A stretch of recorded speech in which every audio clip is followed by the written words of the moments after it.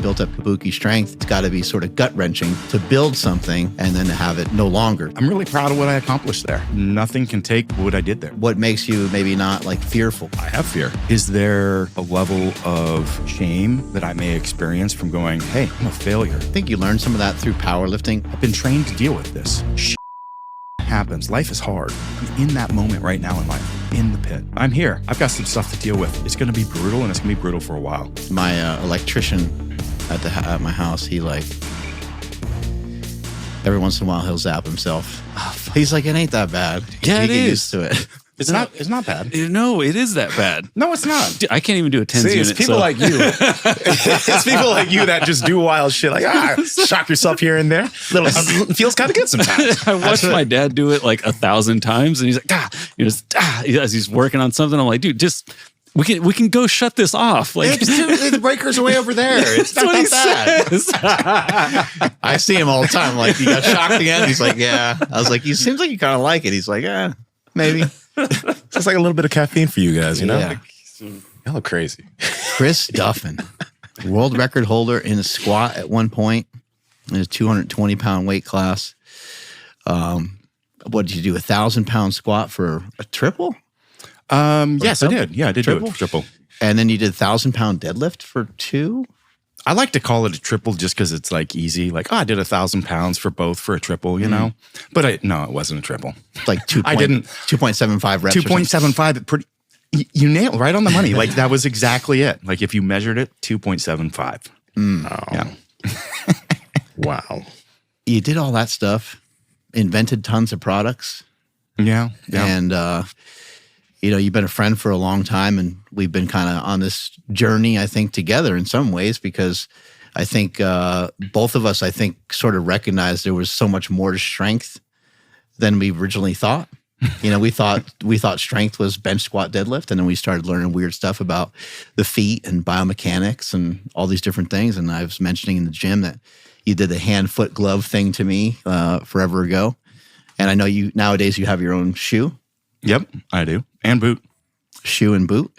And you see these babies? Yep. This is the very first American made. So leathers from America, cool looking. handcrafted American made minimalist boot. Very first one ever made.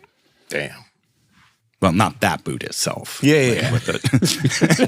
And then I think the product line.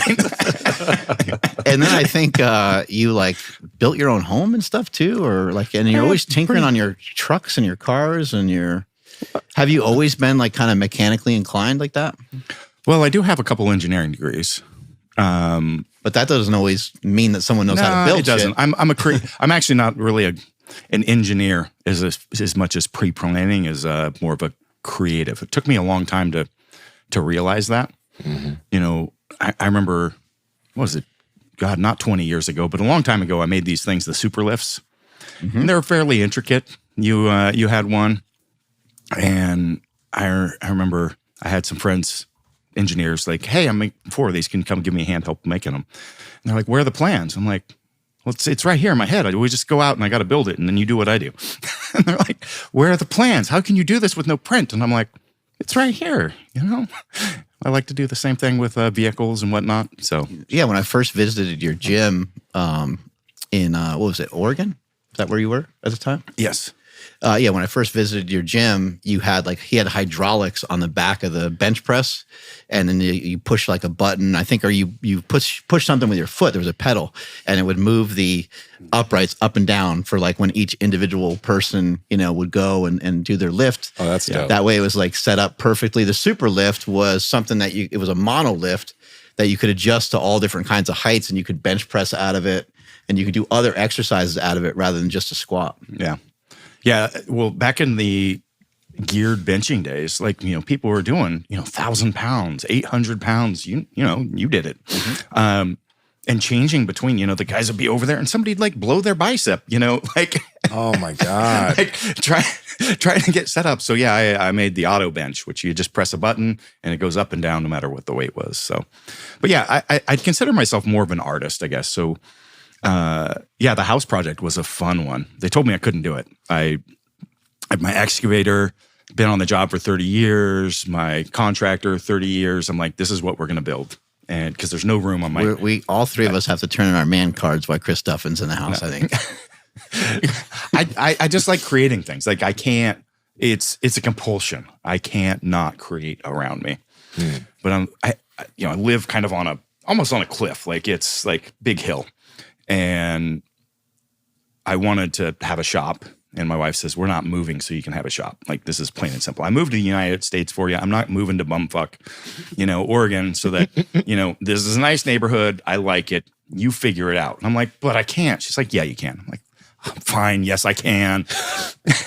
And so I ended up digging under my house because I had to put the footings in under it. It was so close to the edge. I removed 50 dump trucks of dirt, like beside and under my house, and then poured basically an entire underground shop so that I could put my car lift in there, and it's down below the house as you pull up. And then because it was such a big presence, I had to build this big deck coming off the front of the house. By the way, it's Oregon. It's pouring down rain as I'm doing this.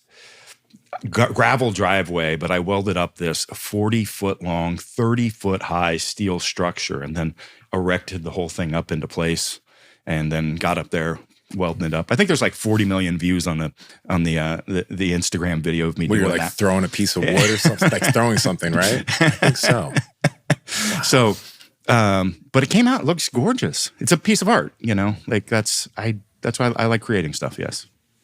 Yeah, you've been doing that for a long time, and then you built up a business. You built up Kabuki Strength, and I think it'd be great for you to let our audience know sort of what happened with that, because I think people are confused. Even though they heard you talk about it a little bit on your Instagram, and people have been hearing different things, I think it's important to kind of maybe lay out some of what happened. You built up Kabuki Strength, which has unique barbells that no one's ever seen before, the Cadillac bar, and if maybe you can rattle off some of the names of some of the other bars. But you specifically created this intellectual property. These were your ideas. These were your inventions. These were your things. And you said you're compulsive about like wanting to create and make things. And so I think it's a really interesting sort of what happened with Kabuki Strength. And it's got to be, I know that you've worked on your philosophy and you worked on the way that you internalize these various stresses that might come at you. And it seems like you've done a great job in keeping your composure, because it's got to be sort of gut-wrenching to build something, but not only build it, to have it be your intellectual property, and then to have it no longer. So if you could comment on some of that, it'd be cool. Yeah. There was a number of years ago, I had this goal for having the best by number powerlifting total. And I chased that for like 8 years. Just never quite get it. That's why I was always doing the aggressive weight cuts, which I shouldn't have done and probably held me back at the end of the day. I'm going to answer your question, don't worry. But the last one, I told my wife at the time, like, was pushing me, like, you can't be doing this. You can't be pushing yourself this hard. You're taking time away from the family. The choices that you're making, in pharmacology and stuff like that, this is detrimental to your health. Like, what are you going to do? And I said, I'm going to retire. Give me one last shot. So I spent a year trying to set up for this one competition a year out. Worked entirely. Again, I've been chasing this for 8 years, 4 years, very aggressively. And I was there. I was ready to do it. I got the squat. Wasn't the squat that I wanted. Got my bench in. And all I had to do was get the deadlift in. And I walked out. Warm-ups were just a breeze. Weights felt light. I'm like, all right, today's the day. And then it jumped up to my opening weight. I walked out, bar ripped out of my hands. My hands had swollen up, and they were like mitts. And I'm like, oh my God, what do I do? Because of the weight loss and the regain. Mm-hmm. By that time, it just hit. Missed my openers. Ridiculous. Wait, I could sit there and like do for 5 reps, but I just couldn't. I had these giant hands on. And I tell this story because I had a good friend that was, with me at the gym that entire time. And he was telling me afterwards, he's like, I was upset to my stomach. Like I felt like I was going to throw up. I was so anxious knowing how much this meant to you. And I was walking up to you to go, to give you condolences, I guess. He's like, you turned around and you were just so excited telling me about everything that you're working on next. Like what your goals are. It's like I didn't even know what to do. So, yeah, Kabuki, I'm really proud of what I accomplished there. And at the end of the day, nothing can take what I did there. Like I created a company that created an entire new market category really around biomechanically sound, barbells and implements, getting joints in the right position to be able to change the neurological inputs into the body and actually change what's happening in the body to improve patterns as well as sensations of pain, stiffness, so on. Penetrated sports performance faster than any other company that I know in history. Worked with every single Major League Baseball team, 70% of the NFL, 80% of the NBA. Wow. 900-ish colleges, every big name school that you can think of, except for UC Berkeley that I spoke at for 3 hours yesterday. but like everywhere. I mean, it was like if it's a go-to clinic, rehab training facility, you have to have Kabuki. And so Yeah, everyone has that. Your deadlift bar. What's that one called? I'm sorry. there's the open trap bar and then love that the PR deadlift bar, which at the time I didn't go into it because there was a lawsuit. But there was another company that said that I copied their design when I had the product on the market and in customers' hands before anybody else. Yeah, It your was not trap bar is copied. great. You just push it forward and, And so- it's easy to Yep. load the weights and everything. So, yeah.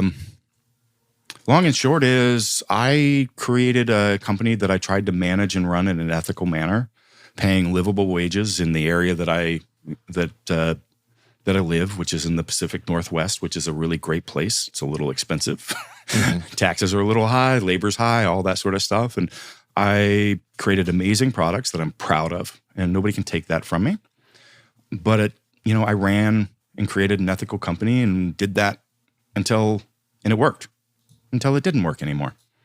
And at that point in time, I had to go out for money to be able to try to support and make the next steps of the business. And the person that then ended up taking ownership and control of the business wanted to go a different direction than myself. And I understand that changes need to happen with the business, and that's his business at this point in time to be able to make those decisions and do what he feels is best for that. So at that point, I was let go, and they are moving on to do their thing, and I'm moving on to do my thing. And honestly, I thought it was great news because I didn't have control. I didn't have the ability to really run that and do it the way that I want, and it was no longer the ability to create and have an entity that was operated under the values and principles that I really wanted to have anymore.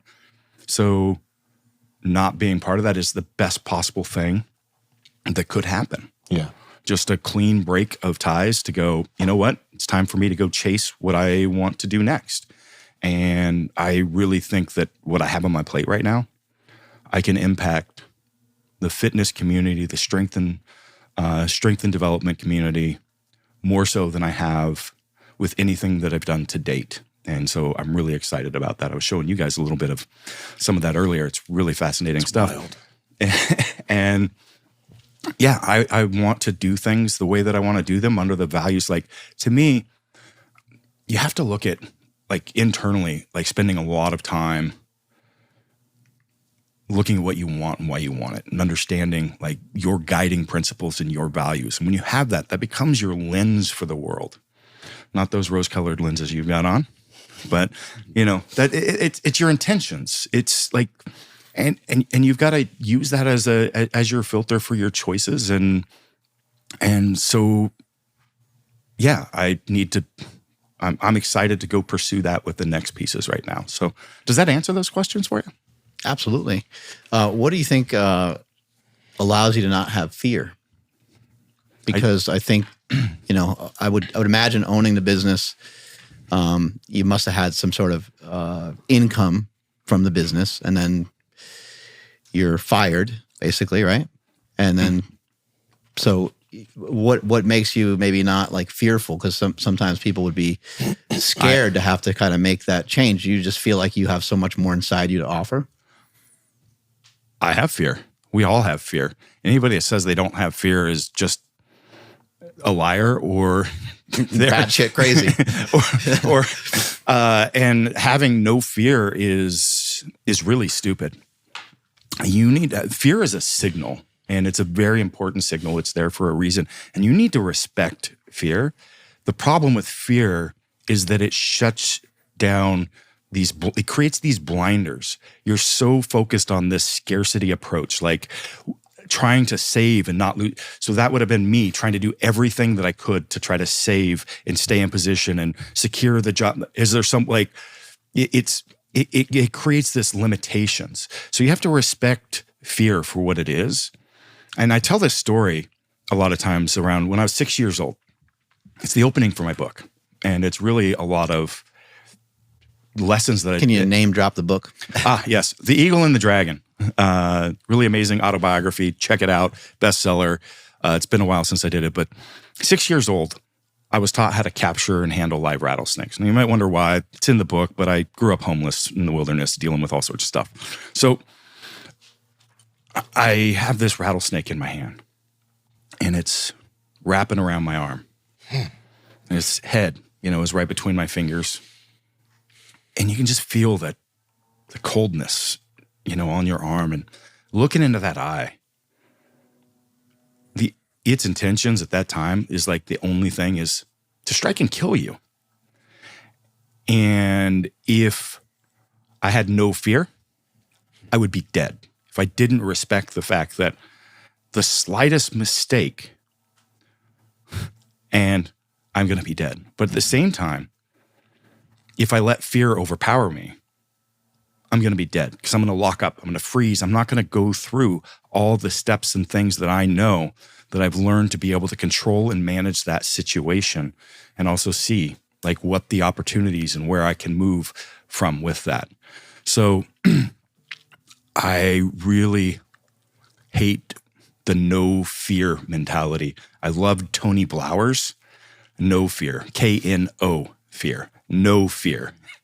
You need to know fear. So you need to get in this practice of turning into it. And I know that sounds so cliche, right? Like lean into it. Everybody says that, but it's with purpose. Like when you feel those signals, it means it's about something that you care about. When you get this mixture of like anxiety, fear, and excitement, and those are your opportunities. And it could be any number of things, from a hard conversation with a business partner that I didn't have because I chose not to. It could be same thing with your life partner, a family member, a whoever, right? And those are all going to create these opportunities or micro moments to get a little stronger. They're a way to put another rep in the things that you need to develop to flex that muscle to grow stronger. And that's how you grow that muscle of resilience on the mental aspect. I call this moment the precipice moment. You're on the edge of unknown and there's uncertainty in front of you. And guess what? It's going to be uncertain and it's going to be fearful every time. Like, yeah, I've got to figure out how to take care of, like, all of a sudden I have no income. Like 6 weeks ago, boom, hit me. I was surprised. Yeah, you and I were going back and forth with some like messages and stuff, and you were kind of laughing about it. You're like, I don't know what I'm doing, but okay. Here it comes. Well, I've been there before. So many times I've been in this point of, I know what that feels like, and I know there's going to be unpleasant moments of it. But the only way that I'm going to get to the other side of where I want to go, and this is something like I used in my corporate career when I was doing company turnarounds, was painting this picture of where you want to go.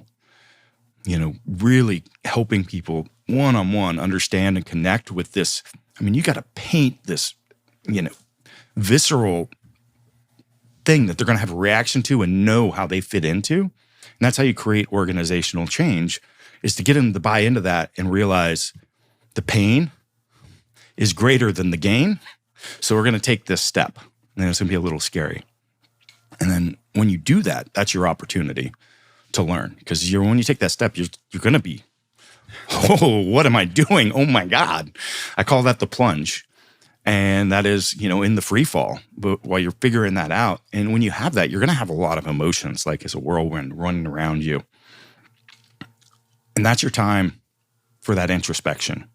Before this, we were out in the gym and you're asking me, hey, what have you learned? That's the time to look inward and challenge yourself. Like, hey, I'm depressed. Why am I depressed? Just like know fear, like know those reasons. Don't blunt it. Don't shut it down. Like, go into it. Like, feel it. Don't try to cover it up with alcohol or training or like whatever. Like, spend your time in that and like experience that emotion and then peel back the layers. Learn, what is it? Is there an insecurity? Is there a shame? Is there, like for me, like I grew up, like I said, homeless, dealing with all sorts of crazy stuff. My autobiography, just pitch it, like murderers and serial killers and human trafficking and you name it. Like I every type of trauma, I've had that. So,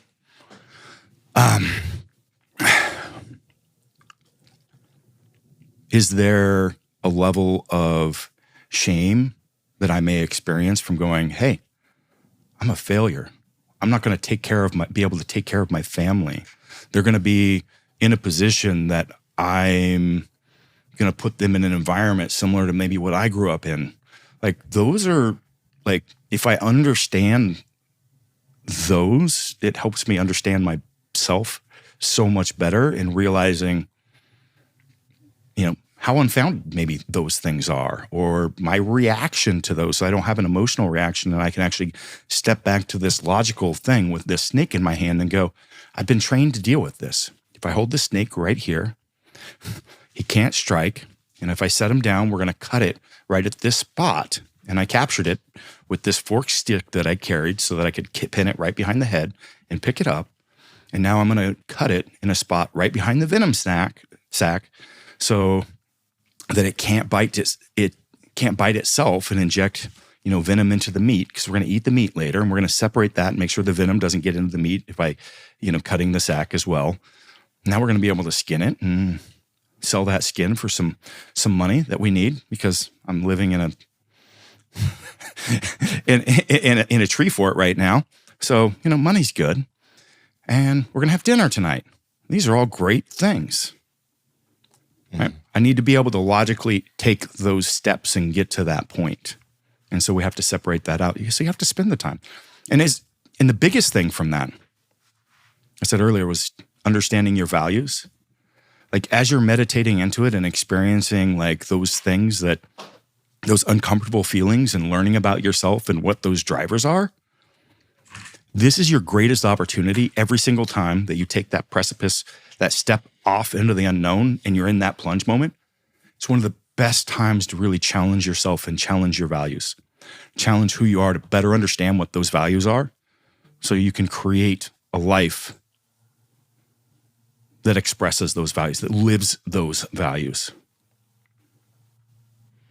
I'd much rather have a life like that than one where I don't know myself, that I don't challenge myself, that I don't, it's the essence of, this is physiological adaptation, right? So we're just talking about it in the mental, emotional aspect, but it's the exact same thing that we have done and learned in your opening, right? Learning about strength. You have the ability right now and you've already pivoted, but when a lot of people think about owning a business, some people mention that you need to have all your eggs in that basket. You need to that needs to be your focus. And Kabuki was your focus. But it seems like you also had other things that now that you're not with Kabuki, you're able to delve into those other things too. So what would your advice be to someone who, let's say they're in business and they're trying to figure things out? Should they just keep focusing? Should they have other ideas? Should they always be, because you're a creative, so you're always proliferating ideas, right? What's your advice there? Good question. I might not be the best one to ask on that, because that is one of my detriments, is that I do too many things, I believe. I see. And so being able to consolidate those downs, and that's what I'm trying to focus on and learn in this moment. Would it maybe be fair to say that maybe that's how you ended up in the position that you're in?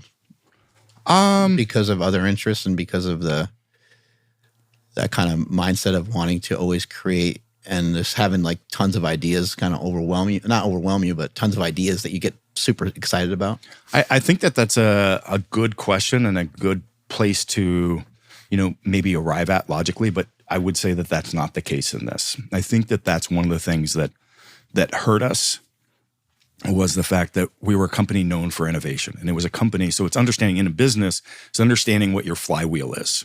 And so Kabuki's flywheel was to create amazing products that did really cool things, science-based, that then we would get really key people in the industry excited about, talking about, and I would get tons of free publicity from magazines to the key, like influential people, not the influencers, but the people, the authority figures that then feed to the influencers. Now they're talking about it. And that's just this flywheel. Now you have traffic to your website, and then you get conversions. And so that was one of the things where I took a step back from the business about 3 years ago, because I was told that we were not going to be able, that we're putting no more new products out.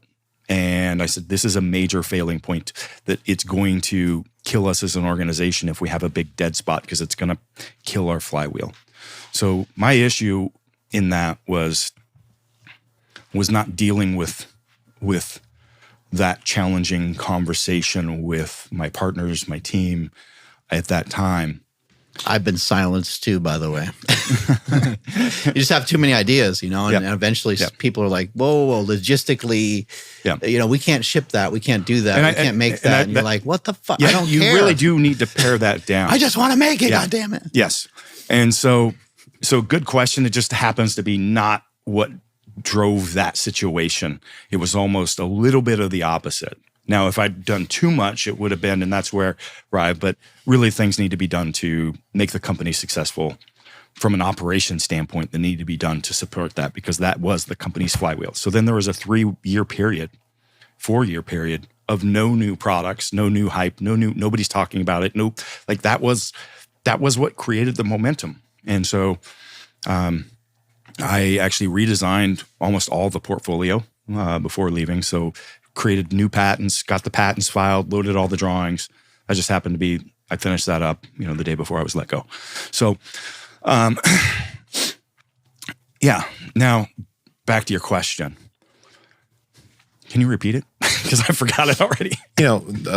Some business owners tell you that you need to focus on your business, have all your eggs in that basket, right? Mm-hmm. Now, with where you are now, if you didn't have Barefoot shoes, if you didn't have all this other stuff that you've done, you'd be left hanging around trying to figure out what to do next. But you have these, including the app you just showed us in the gym, you have these things that are innovations, that are going to be things that are going to continue to be successful. So it makes me wonder, just should you always have your eggs in just the big basket? Should you be trying to do other things? What's your advice to someone there? Yeah. I really think focusing on doubling down and until you have done something and made that a success and really pushed that, diversifying is not a good idea. So, because you're spreading yourself too thin. But once you get that grown and stable, okay, now you can take a step and start moving into some other avenues to, if it's, for me, that creative expression. Mm-hmm. But too early on, a lot of people are taking where they see these big figures that have, these, multiple brands and entities, and they're trying to mimic that up front, not realizing Jeff Bezos did X and made it go. And people, before moving and broadening that and, just diluting their efforts. Yeah. So those other things that I am working on now, they were very minor, side projects that was kicking along So they weren't big distractions, but I've been able to now ramp that up. And a key thing with that, with understanding your values and lenses, is seeing how those all fit together. So I have right now, everything does fit together. So I've got this school community, my community, which I believe is, I'm super excited about, like being able to, like, I love social media and the ability, people love to trash social media, but we reach people around the globe and make change. Like, it's an incredible thing. Yes, there's a lot of negatives that come with it, but like there's so much positives. When we started this 20 years ago, like, you didn't have the ability to do that. You were an early person to YouTube and podcasts and so on. But you know, it was blogs and emails and so on. And that was the only way to reach. Before that, it was, you know, written literature. Like, there was, and so it's really opened up, and I love that. But you also start losing a connection. So I wanted to have a smaller community and hub for education, because education is the core central thing for me that everything feeds off of.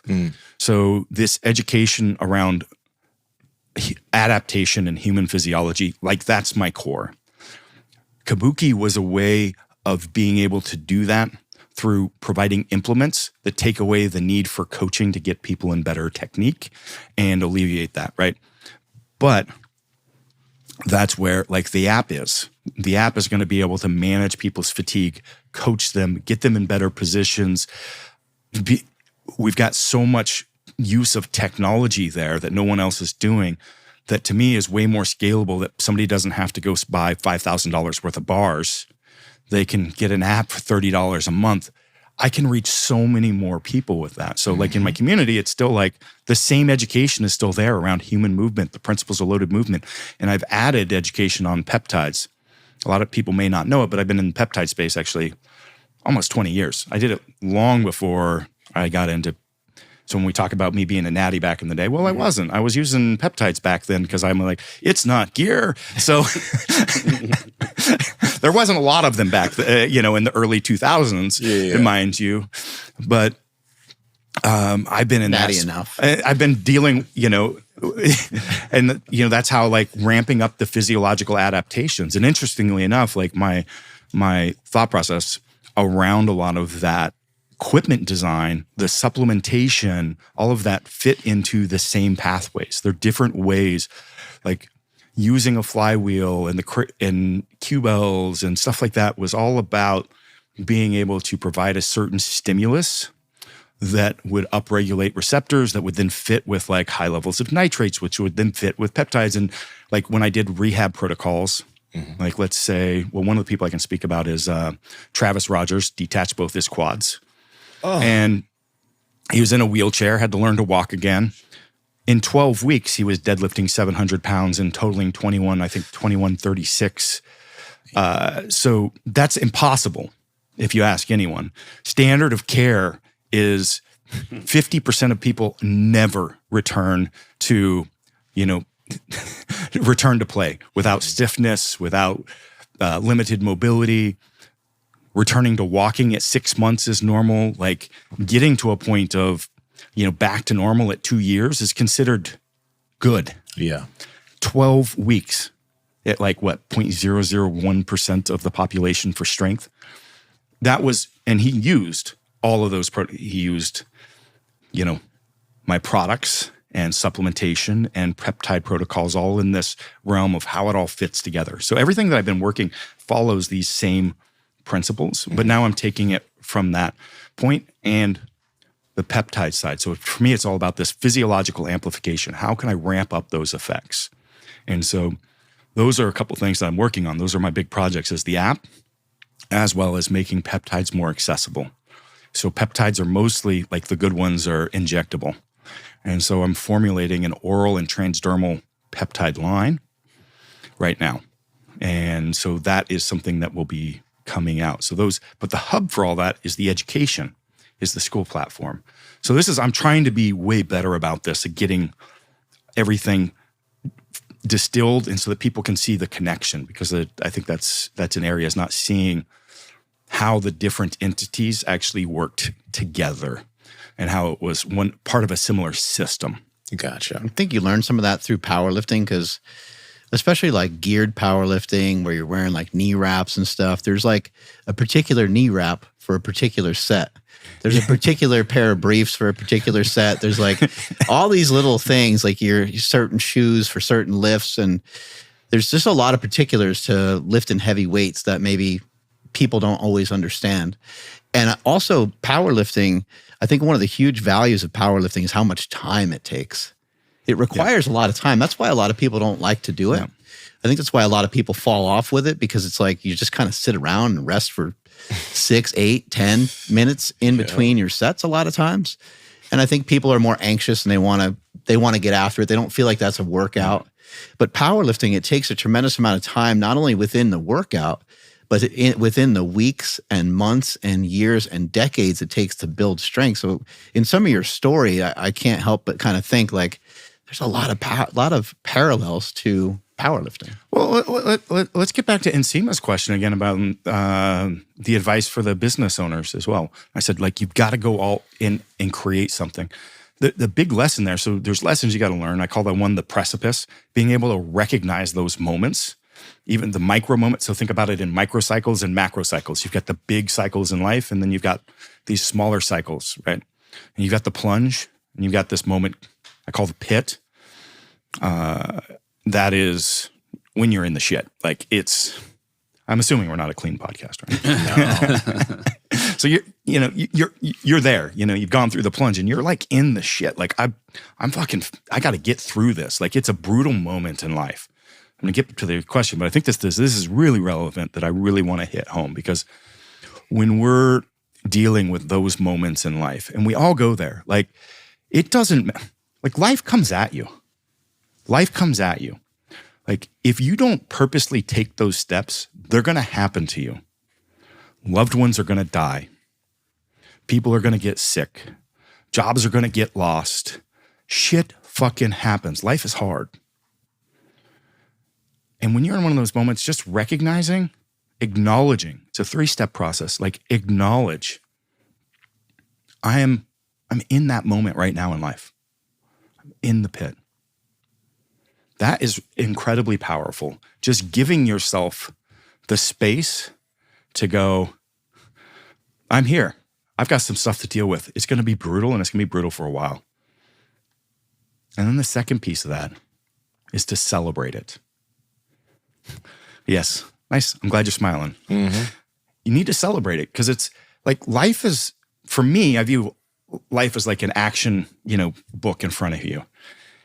And you want to be able to like paint some amazing stories in that book. You want to be able to tell your grandkids about the things that you did and overcame. And you want to go, right now I'm in the pit, but when I get on the other side of this, when I get out of this having the shit ripped out from under me right now, I'm going to be so fucking proud of this. This is going to be one of those moments in life that I'm like, hell yeah. Like I did that. I didn't even know that I was capable. I fucking did it. And celebrating the fact that like I'm in one of those moments that I'm going to be able to propel myself forward and be able to fucking have this amazing chapter in my life and go, I got that done, baby. Mm-hmm.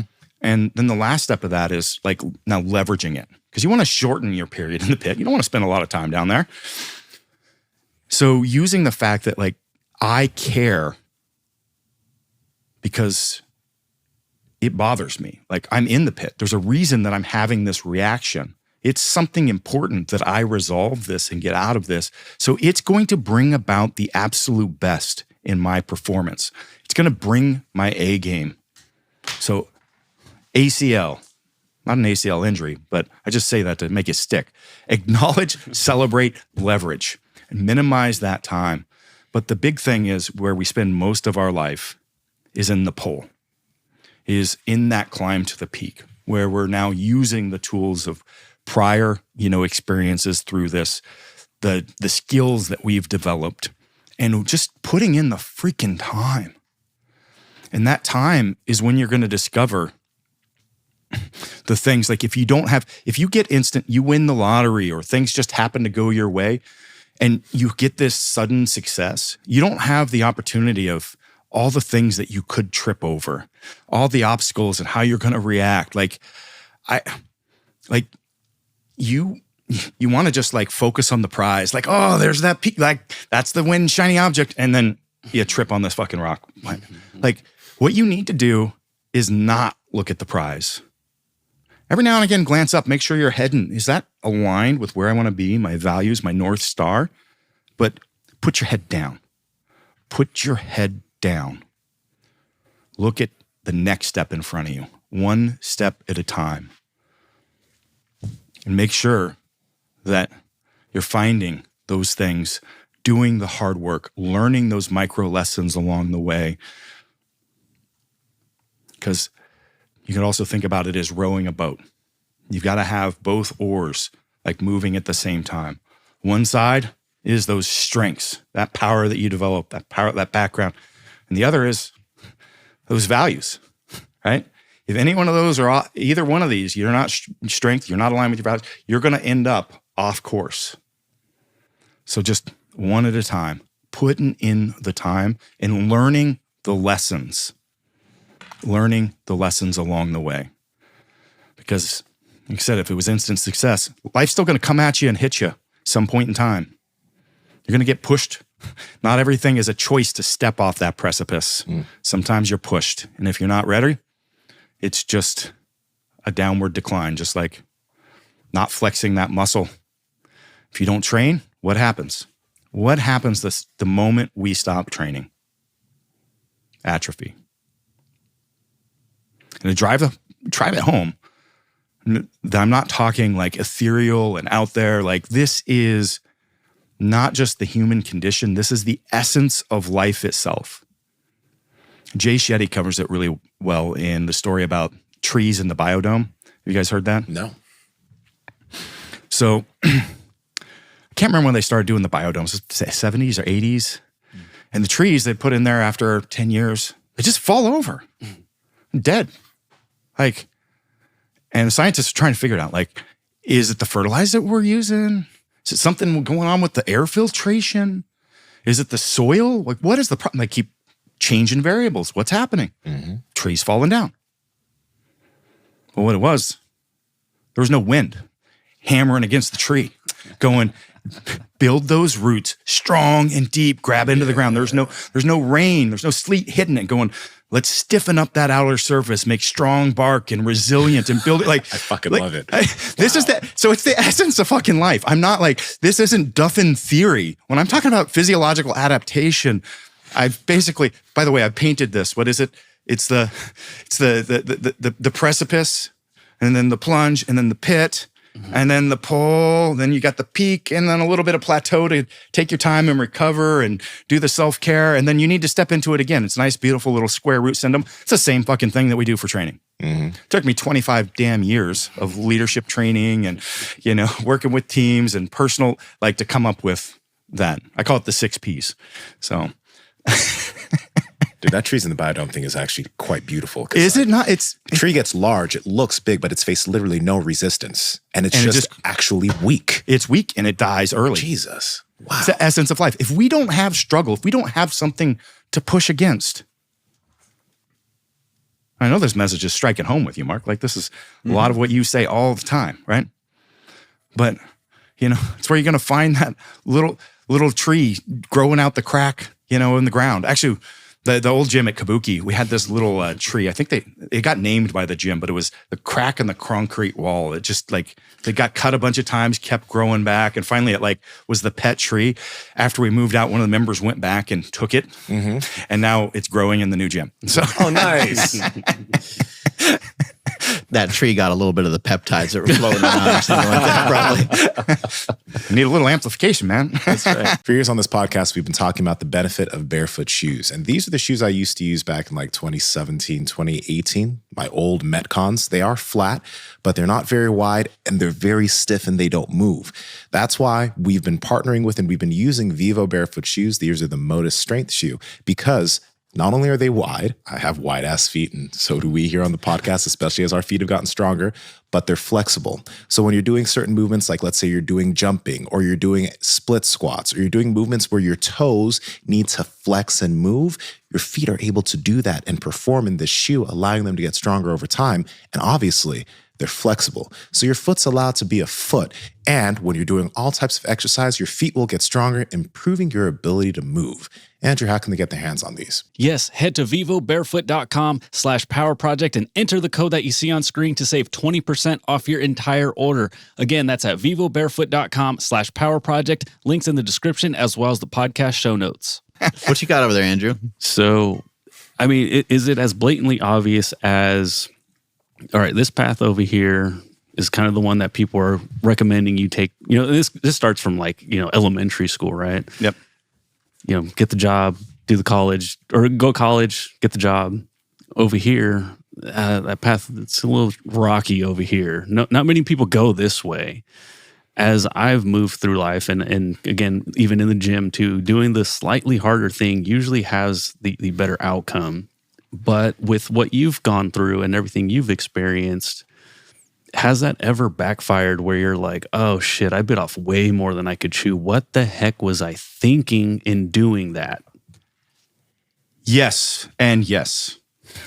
So both these are both, there's two points here, Andrew, that are just really great.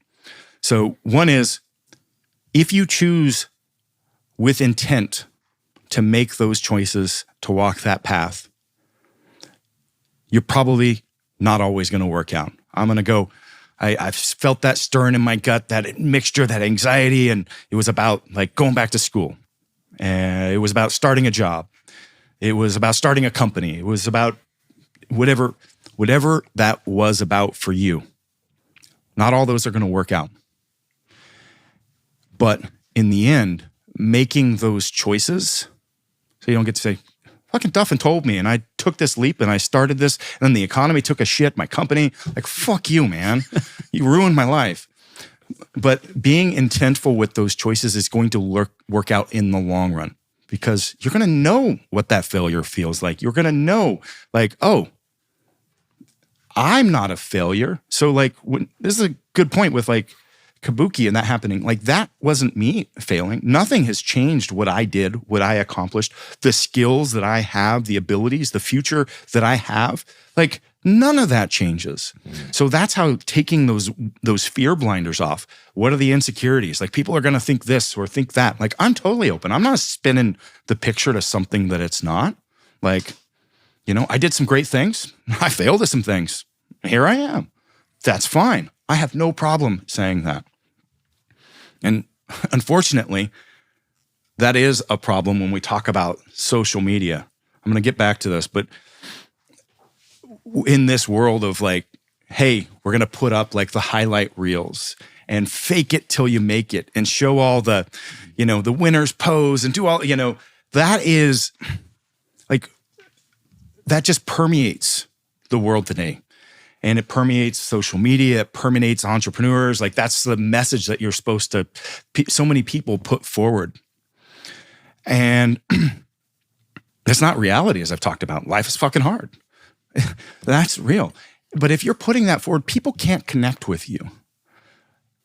And you're not showing like what it's like to be in those moments, to handle it yourself, and that level of vulnerability. And I'm not talking about, you know, victimhoodization culture. I butchered that word, but I like a new one, victimhoodization.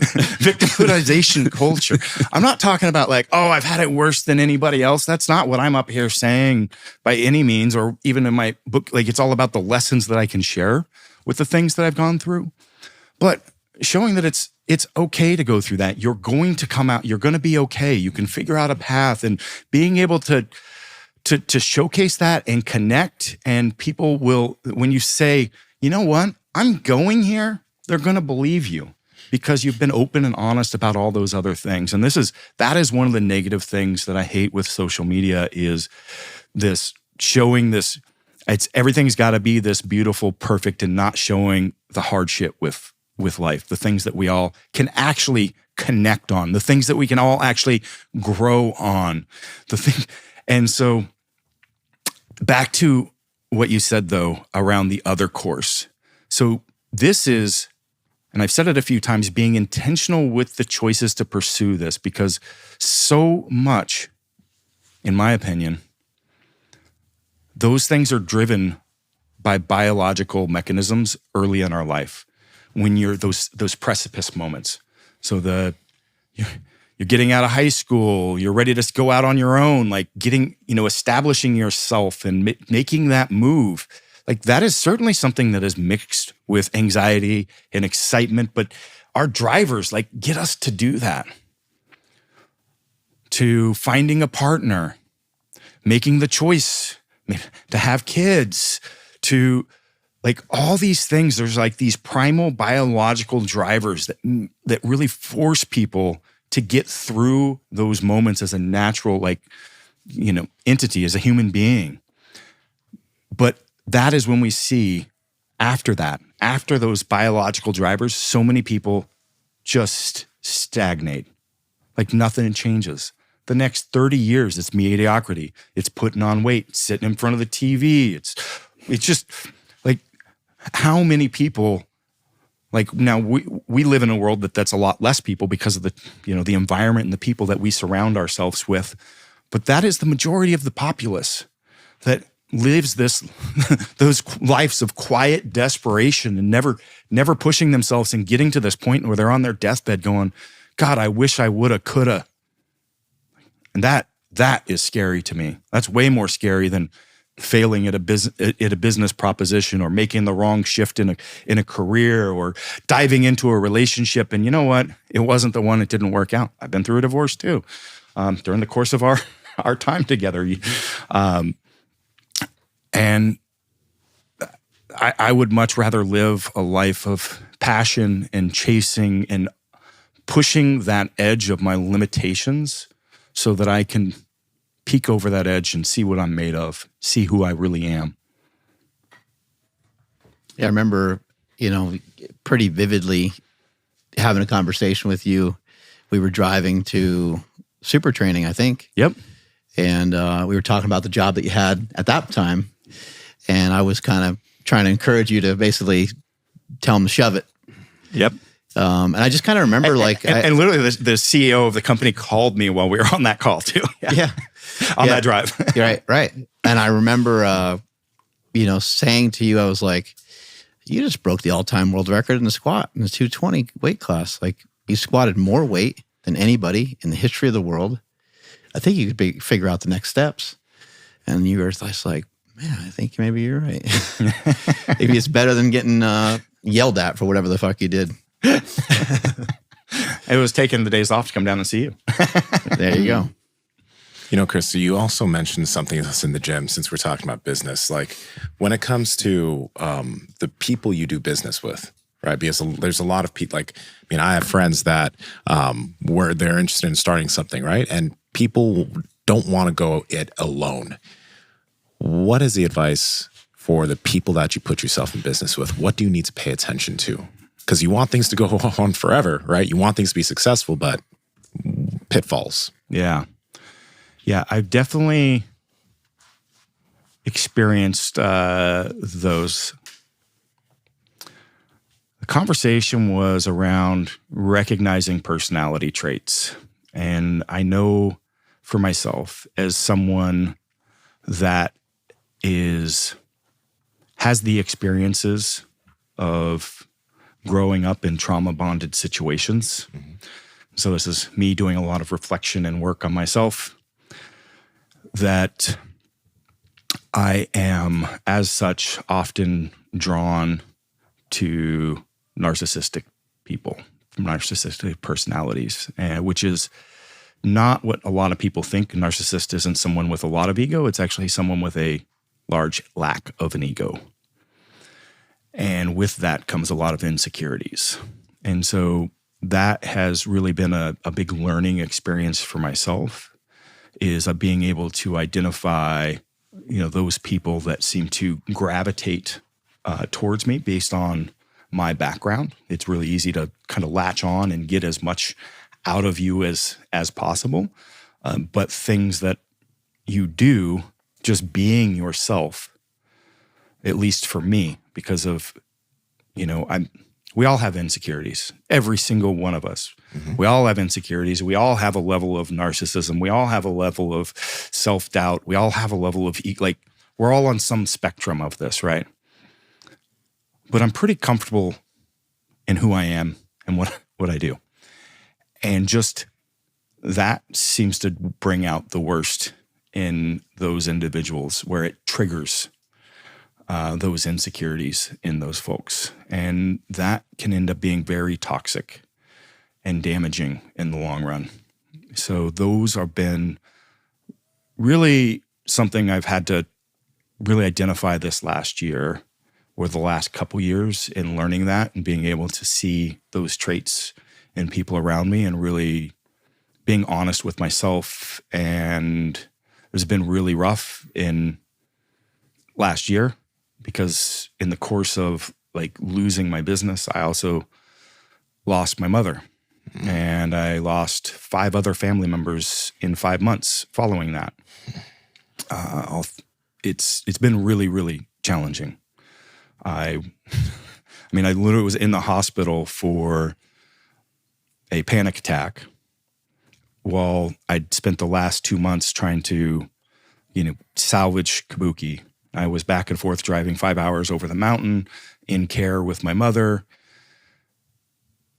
between my sisters, end of life care, and then I drive over. This is in the end of March, beginning of April. So I'd gotten a new investor to restart Kabuki as Kabuki Power, reinvest and buy into the plan of me reinvigorating the brand with all the new products and patents.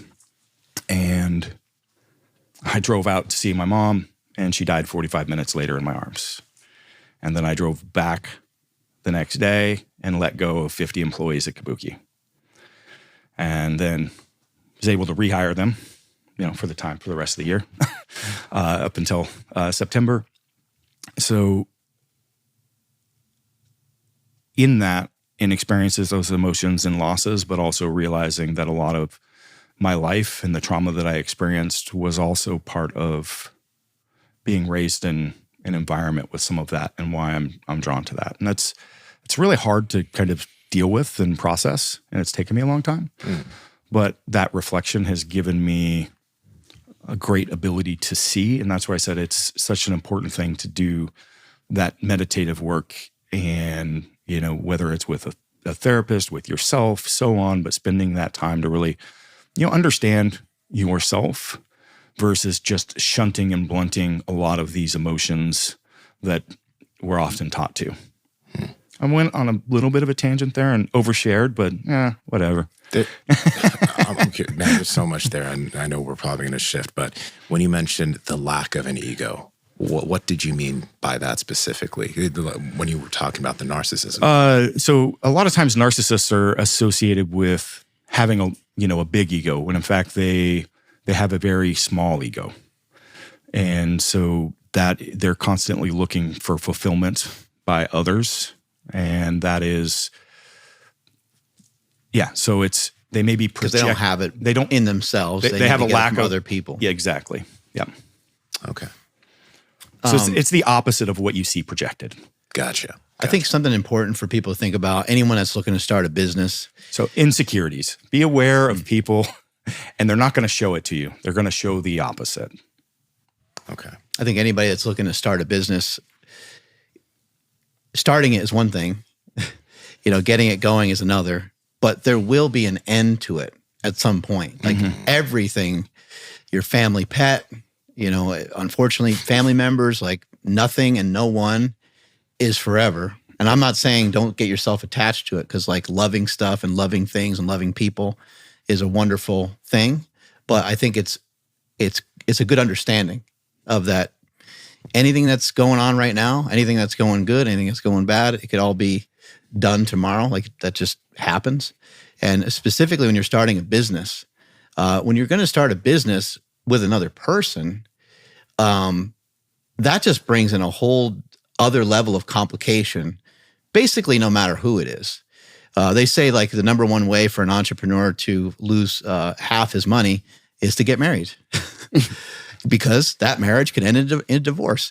And how many people have been in positions where, you see this with a lot of gym owners. A lot of gym owners are married, and then the couple runs the gym together, and then the gym is good for 6-8 years, and then the marriage is over, and then somebody's taking all the equipment out of the gym and moving it to some other location. So whenever you're going to start a business, it's a good idea to start a little backwards. Like, how does this thing end? Like, Yes. do I want to sell this business? Because that's a whole different business model. What kind of business do I want? How do I want to build this thing up? And definitely, start to kind of think about, how is this thing going to end? Is this something that I want to try to keep in my family, or just think about that. It's not something that is commonly. I don't think anybody ever thinks about it, honestly. It's not thought about a lot. Yeah, you need to think about an exit strategy. What does that look like? And it doesn't mean exit like, well, it may be selling the business, but like, what does that look like? What do you do and how do you go about doing that? And that should be spelled out in your operating agreement. Given X, situation happens, given a partner gets a divorce, what happens? Like, all of that does need to be spelled out.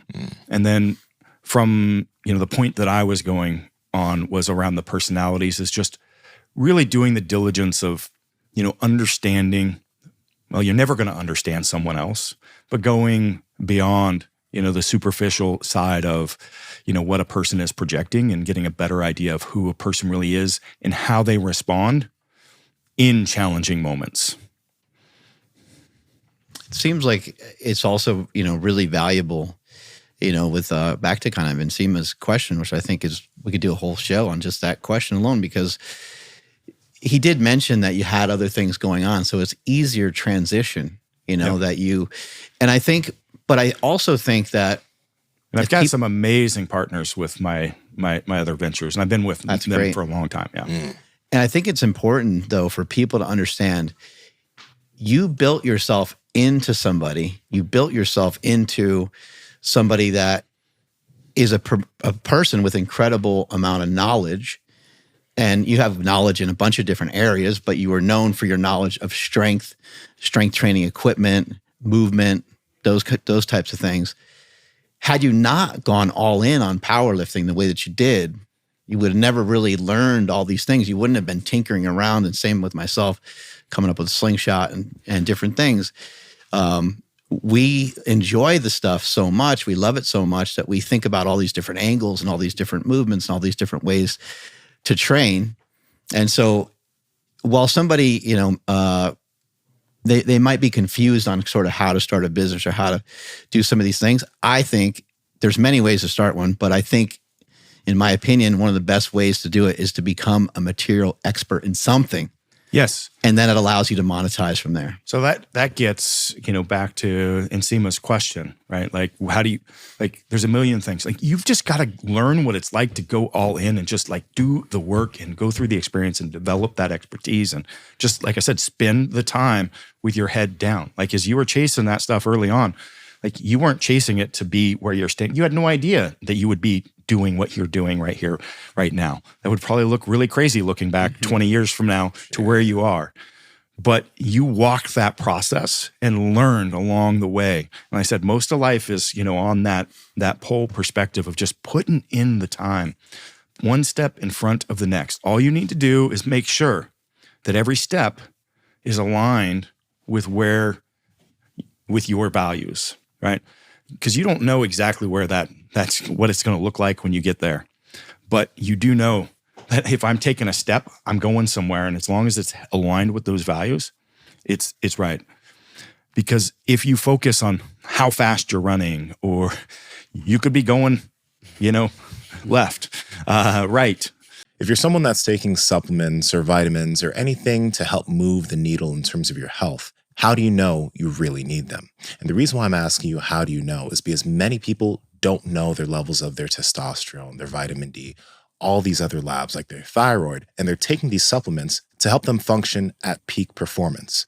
But that's why we've partnered with Merrick Health for such a long time now, because you can get yourself different lab panels like the Power Project panel, which is a comprehensive set of labs to help you figure out what your different levels are. And when you do figure out what your levels are, you'll be able to work with a patient care coordinator that will give you suggestions as far as nutrition optimization, supplementation, or if you're someone who's a candidate and it's necessary, hormonal optimization to help move you in the right direction so you're not playing guesswork with your body. Also, if you've already gotten your lab work done, but you just want to get a checkup, we also have a checkup panel that's made so that you can check up and make sure that everything is moving in the right direction if you've already gotten comprehensive lab work done. This is something super important that I've done for myself. I've had my mom work with Merrick. We've all worked with Merrick just to make sure that we're all moving in the right direction and we're not playing guesswork with our body. Andrew, how can they get it? Yes, that's over at merrickhealth.com/powerproject. And at checkout, enter promo code PowerProject to save 10% off any one of these panels or any lab on the entire website. Links in the description as well as the podcast show notes. Just making sure, and that's like one step in front of the next. If you're focused on like, hey, I want to create this giant venture and, be somebody. I want to be an NFL star. I want to be whatever. Like you're so focused on that. In the moment, it's going to look overwhelming. And that overwhelming, same thing is going to start putting those blinders down and shutting down the opportunities of like, you got to spend 20 years just fucking busting your ass and working your ass to get like working hard every single day. Just got to make sure one step in front of the next, and those are aligned with your values as you're moving that. You're going to move in the right direction. And yeah, that's the advice I'd give. And is this the next book that you're working on? Is it along the lines of teaching people about these philosophies and the seminar? I think you just did a seminar. Is it's all in line with this? So yes, I originally was going to do a book that was all just on this, but that really is kind of outside of the scope of my, when we talk about too many things, what does that do if I spend an entirety of a book? But I think that this framework fits very well within the coaching process and helping people deal with challenging situations and coaching people through that. So I am working on another book, but it's more on the adaptation processes. So what is a K value? What's a jerk metric? What is like just fundamental, amazing next generation strength training techniques, kind of stuff that's in this really amazing app. I hope we talk about at some point. But then there's the mental side of that and the resilience. And then, so I'm distilling it down into more of a chapter within that book so that I'm not going too many different directions. If someone does want to learn more about your philosophical thoughts, how do they find more information on that? Is that in your teachings on the school app and stuff like that? Yep. That would be in the school app. Sick. So in like today in business, like it's literally like we could all start like 3 different businesses right now, right before the end of the podcast. It's really easy to kind of get distracted. I know I'm super guilty of that. With Kabuki, it seems like the thing that got you to the dance, like kind of being innovative, creating bars that nobody else has ever made.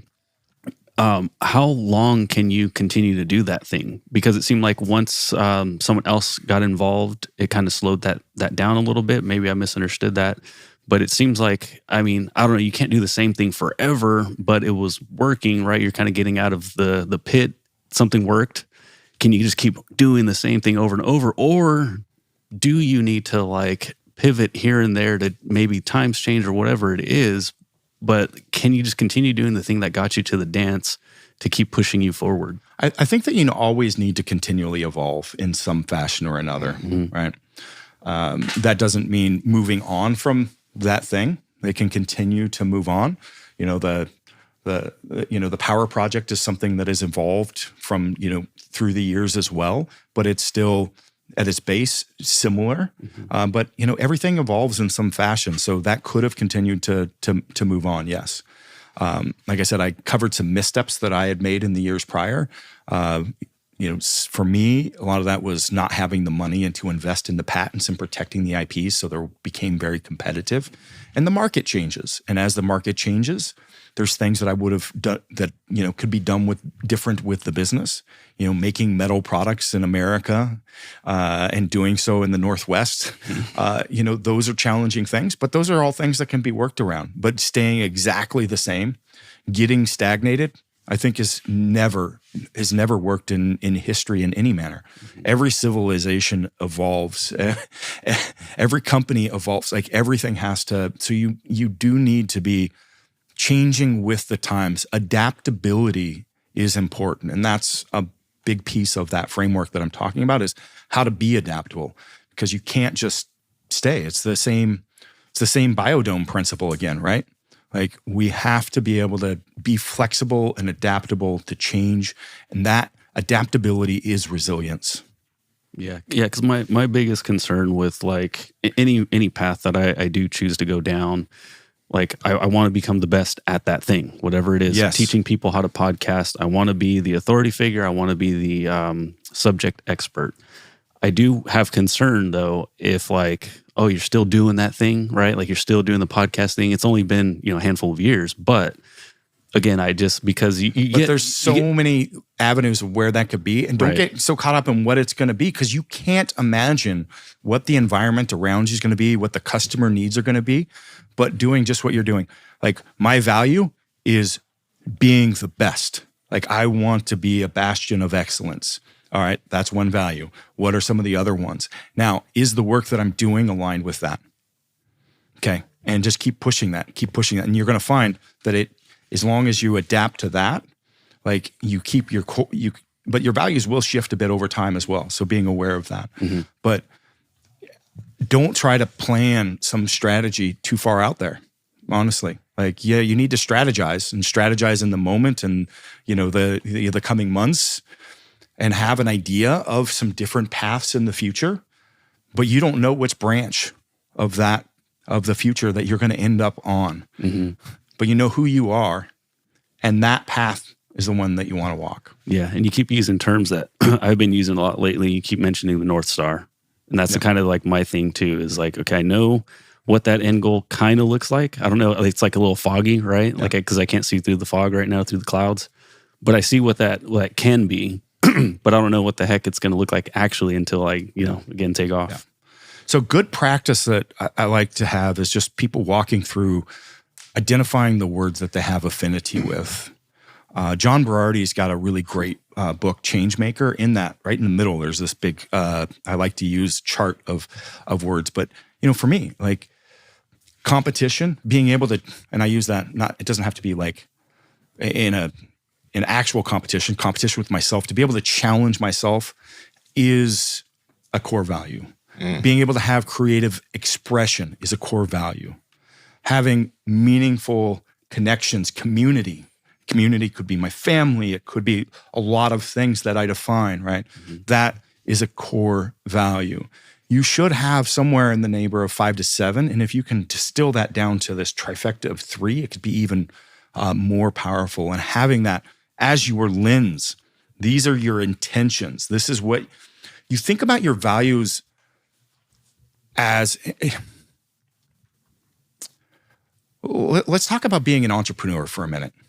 So, in my opinion, being an entrepreneur or business owner is the ultimate artistic expression there is in the world today, because it is your ability to take your values, your lens, and the things that you want to see those values in the future and what that future looks like, and bring that into the reality of today and bring that change into the world. Like that is the ultimate expression of art. And that's fucking beautiful that we have the ability to do that. And that's why I love entrepreneurship and business, because I'm an artist. And that is the ultimate ability to express your art by actually bringing that picture and vision from the future into reality today. Isn't that freaking cool? It's the greatest thing ever. Yeah. I think Andrew was bringing up a clip of whiskey and deadlifts. Is that what that was? from a while back. And, is as fun and as funny as some of these things can be that we're sort of messing around with at times. Someone might think like, oh, whiskey and deadlifts, like you're just having like a good time drinking some whiskey. And you kind of are. But alcohol does lower your inhibitions a little bit. And I remember on this day having a great day deadlifting. No, that I still stand by that methodology in the I don't drink anymore. However, there's too many negativity things associated with it. But the impact that it can have on performance with small amounts and the right timing can actually, enhance movement. I mean, I was the first. Yeah, I don't dive into it too much. I don't want to support alcohol use much, right. But yeah, does work. It changes your brain chemistry right there on the spot. It changes pain sensation, changes, there's a number of things. It enhances whatever mood and state that you're in. So even though it's an interesting thing, even though it's a depressant, it can be a stimulant. Slight increases the blood pressure, which is going to create the sensation of the weight feeling less. There's a whole lot of things. Something just came to mind. I remember editing out your your affirmations. Yes. Leave that out. Leave that out. So I can probably assume that the affirmations, just from the mouthing, are maybe a bit angry. Do you still No. Oh, They're just not a good look. Oh no. It was powerful him to say. It's just powerful for me to say to myself. okay. So let me ask you this. Do you still feel yourself in that way? Like in that fashion when it comes to whether it's lifting, whether it's psyching yourself up for anything? Is that still your style of, getting yourself amped up? No, it's not. Okay. Now, if I was going to come do a big lift, the same mental exercise would come into play, but I just don't chase things like that anymore. Okay, but so it's because of the nature of what you were chasing, not just. Yeah, I mean, so there's a mental state that I'm achieving right there that's causing a release of adrenal into the system. Okay, and I could basically add about 150 pounds onto my lift by stimulating that.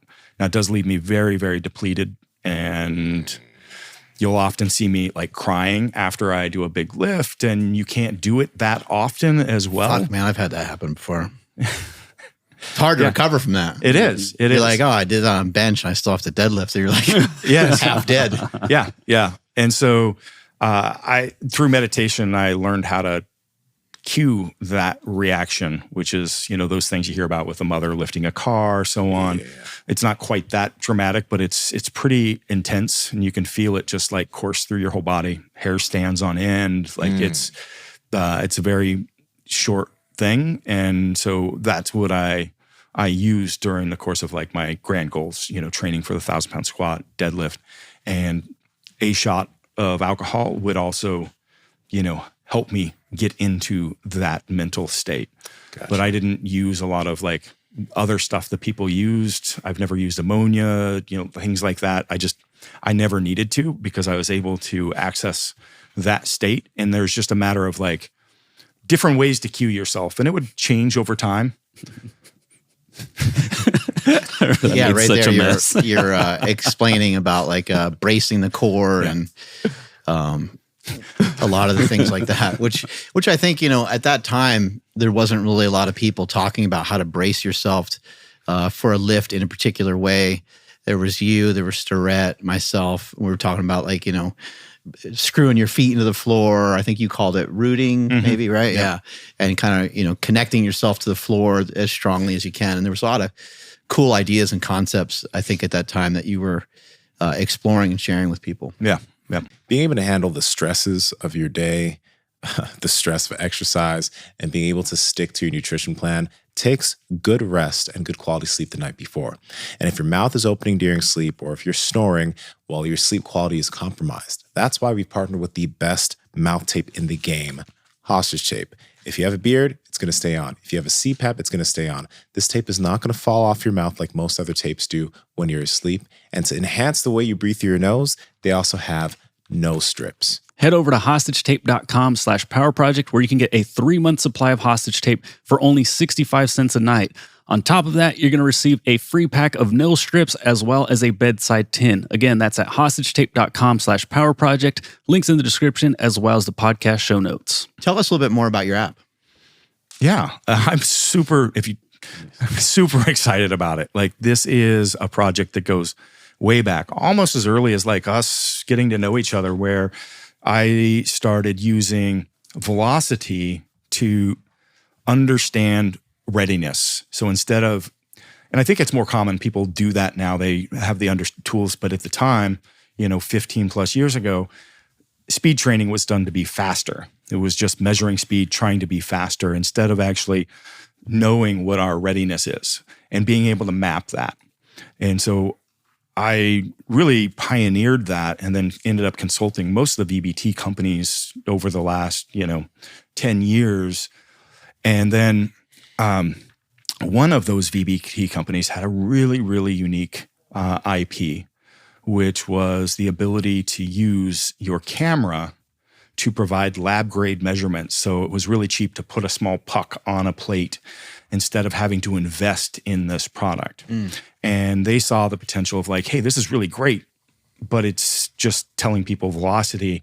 What do you actually do with it? And was my expertise. And so those principles extended way beyond that. I mean, I could fill the wall behind you with the algorithms on capturing the K value. Actually the jerk metric is really cool.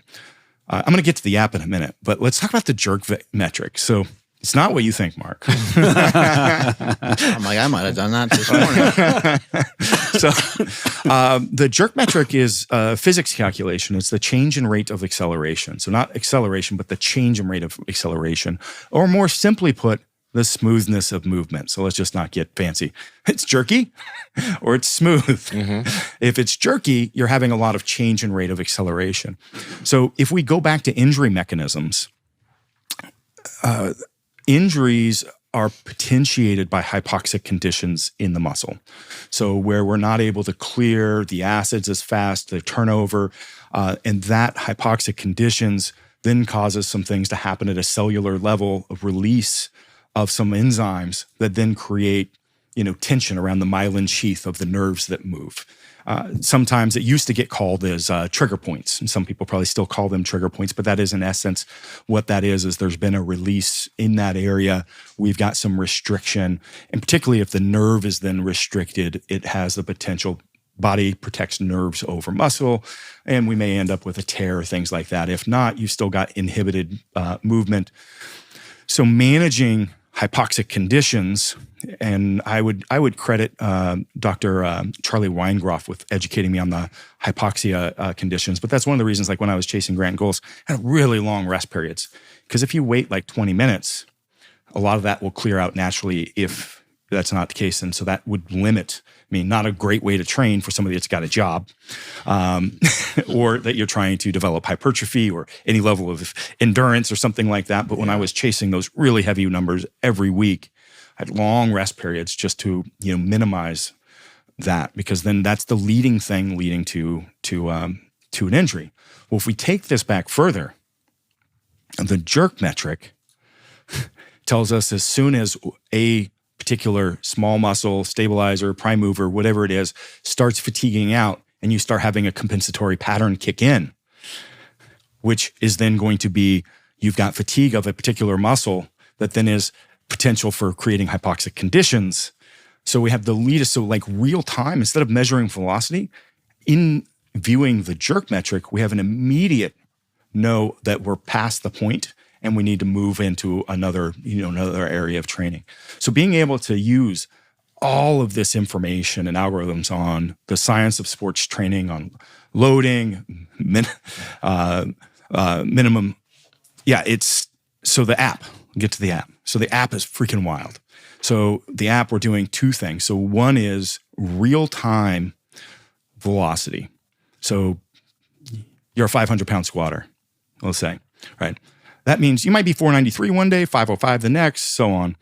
And we want to be able to modify that every day to where you're at, and then also see, are you improving or not based on the training param? So the app is literally a coach in your pocket with bionic vision. You open it up, it watches you, and it's doing pose estimation and velocity tracking. It's not telling you the velocity. Well, it does tell you the velocity, but it tells you the weight to load on the bar next. Hey, Mark, it looks like you got 5 more pounds in you today. Let's put that on there. It's seeing your joint positions and going, oh, here's a fault pattern. Here's the movement prep that you're going to do the next time. Or, hey, we're going to change your program and put in more split squats to develop this weakness that you've got in a certain area. So it's a one-of-one programming. So unlike all the other apps out there that are following, specific templates, if there's 100 people on there, there's 100 programs. It's iterative. So it's fine-tuning just like a coach would based on how you personally are adapting. And Nsima is probably going to adapt better than you are. even if you are on TRT. It's a bunch of bullshit. But it's true. It's probably true. So Nsima would probably end up having more volume, more frequency in his programming than you would.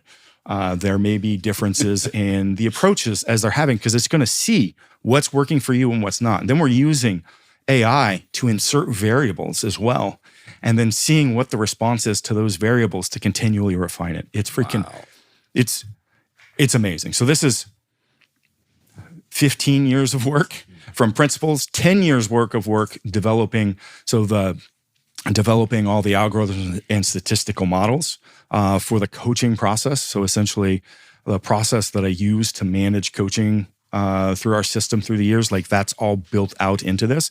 And then the last year of taking this. So there's no longer a puck that you have to do. It is looking and identifying the plate. So it sees where the plate's at, how far away it is, and then it's measuring the velocity. It literally takes no tools. You just open your phone and you point it at you. And it's capturing all of that and then refining the program based on also your inputs as far as, do you want more hypertrophy, more strength, more endurance? Like, what is the balance of goals that you want? So for me, when I talk about like having an impact, like this is an amazing impact that we can have by actually making high quality like methodology available for the masses. Like everybody else in like, the data management is doing wearable tech that is more endurance and cardiovascular focused, which is fantastic. Or it's like, the Oura Ring, which I love, but those are lagging indicators. They're telling you, hey, I did that. And it's also not tied to your program. Like, these are training blocks that are, moving forward with time, progressing you with goals in it. Like it's going to show you what the goals are and where you're at and on track to with those. So it's freaking amazing. Lift Lab is the app, and I'm super, super stoked for it.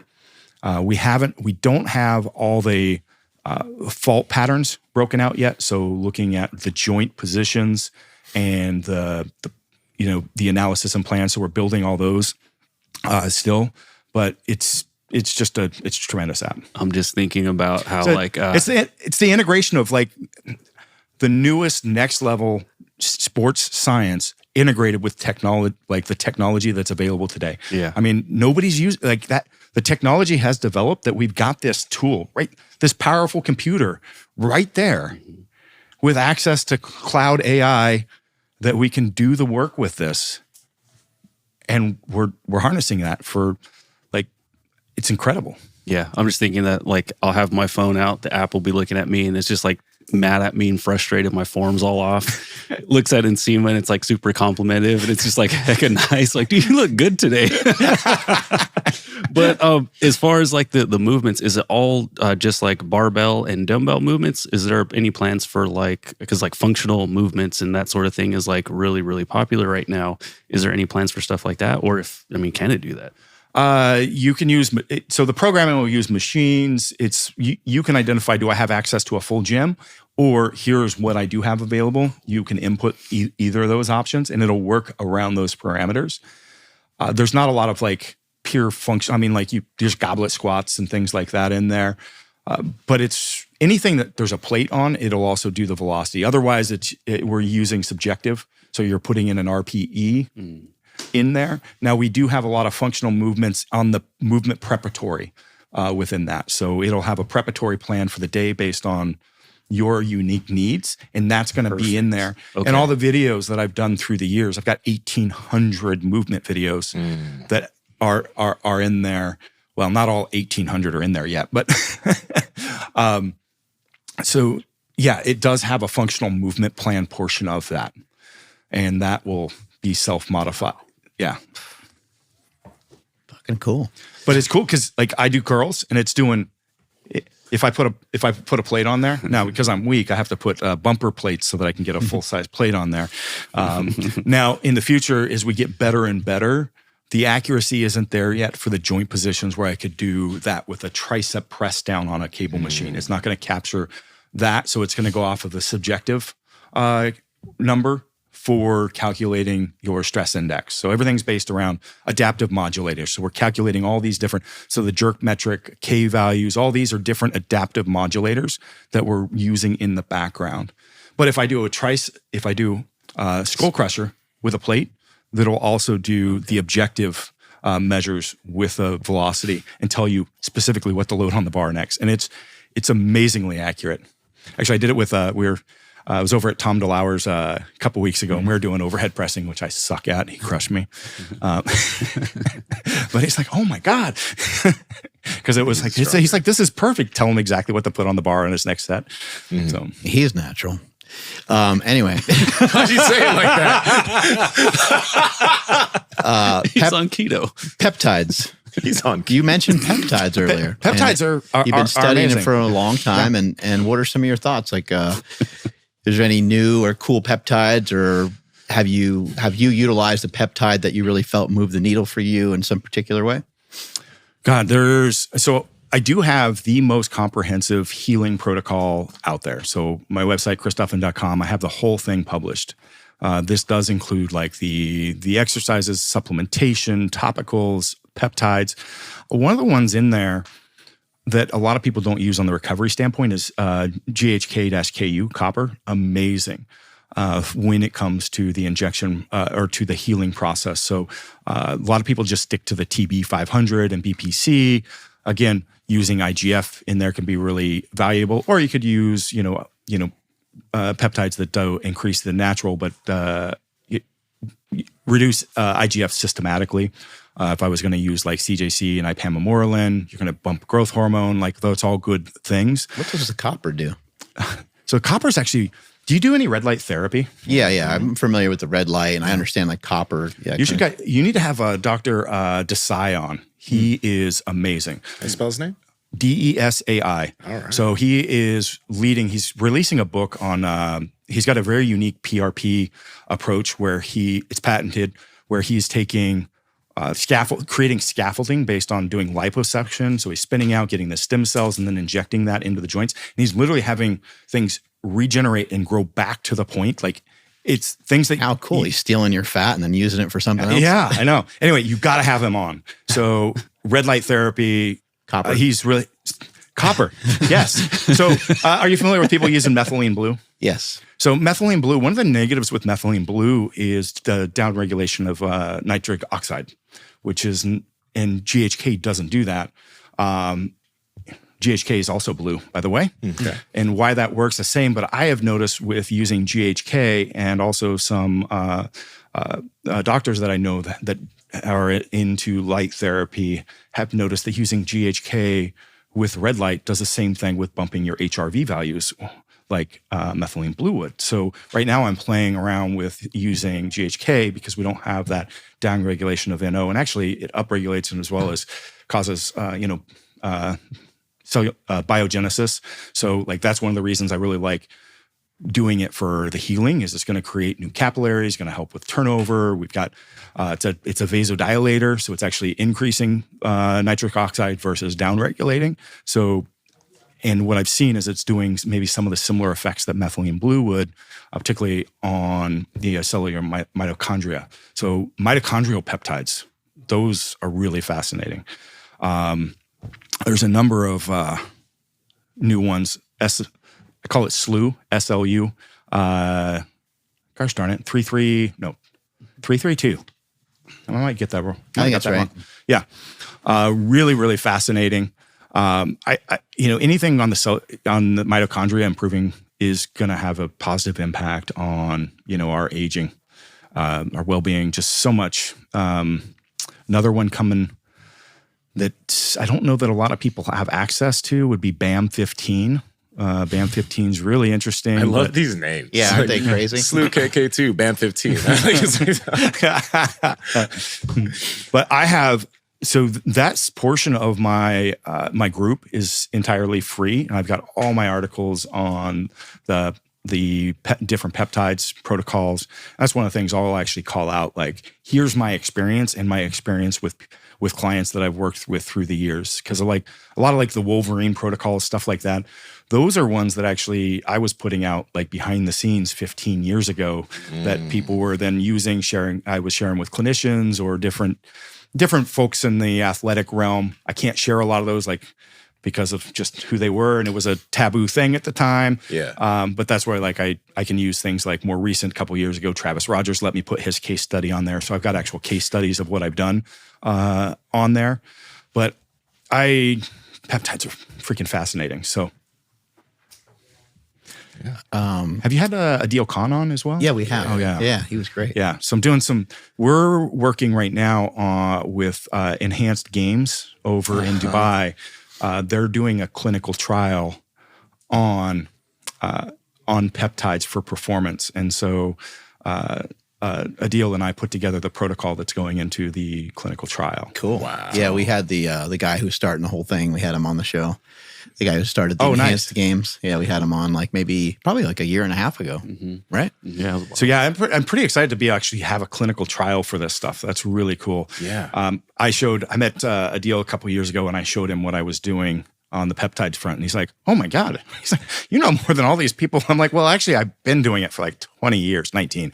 I'm like, "I've got a little bit." He's like, "This is insane." He's like, "You can't do this without regenerative stem cells." He's like, "I'm like, I know."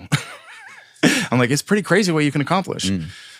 So I've developed a really great relationship with him around that. So we talk about stuff. So we're going to be working with some different case studies, I think, with integrating some of his mu cells, which cool. I need to get more educated on. That's why I was asking if you've done one. Did you guys talk about the mu cells? We didn't. I don't believe we talked about that. Okay. Yeah, I need to learn more about the mu cell. So the stem cells. You're switching over to messing around with some running. And oh, yeah. How's some of that feeling? And, do you have particular plans on how you're going to kind of unwind what you did from powerlifting, or do you even need to unwind any of that?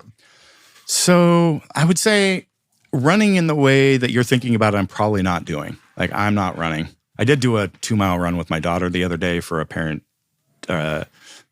parent-student cross-country run. I freaking hated it. You're sprinting.